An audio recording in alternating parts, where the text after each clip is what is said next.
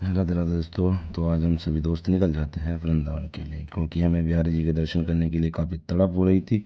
जिसके लिए हमने बिना कुछ सोचे समझे योजना बनाई और हम अपने भाई और दोस्तों के साथ निकल गए वृंदावन के लिए। तो हम जब निकले वो शनिवार था, तो हमने सोचा कि शनिवार का दिन है तो क्यों ना कोकिलावन होते हुए चले। तो हम सबसे पहले पहुंचते हैं कोकिला धाम, जहाँ हमने शनिदेव को तिल अर्पण किया और वहाँ थोड़ा बैठे बातचीत की और हमने वहाँ पे अनुभव किया कि वहाँ पर काफ़ी सुकून था।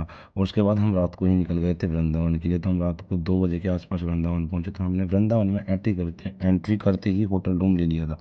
उसके बाद सुबह 8 बजे उठे और उठते ही हमने अपनी बाइक उठाई और हम निकल गए बांके बिहारी जी के दर्शन करने के लिए। बिहारी जी के मंदिर में काफ़ी भीड़ थी, लेकिन इतनी भीड़ होने के बावजूद हमें बिहारी जी के दर्शन बहुत अच्छे से हुए।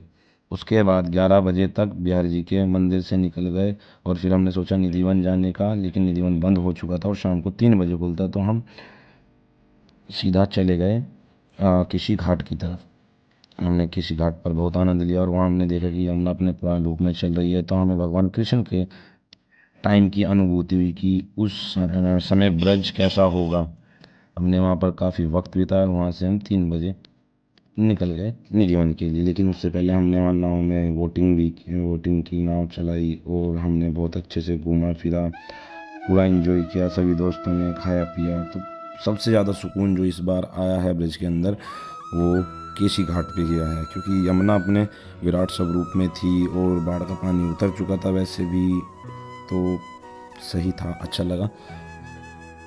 हमें मन प्रफुल्लित हो पड़ा कि हमें लगा कि हाँ, वृंदावन की यात्रा सफल हो गई है, क्योंकि मैंने फर्स्ट टाइम अपनी लाइफ में वृंदावन के अंदर ऐसी यमुना का रूप देखा। हमने थोड़ी मस्ती की नाव में, फिर हम वहाँ से निकल गए 3 बजे निधिवन के लिए। निधिवन के दर्शन करने के बाद हमने अच्छे से निधिवन घूमा। वहाँ से हम निधिवन से सीधा गए प्रेम मंदिर।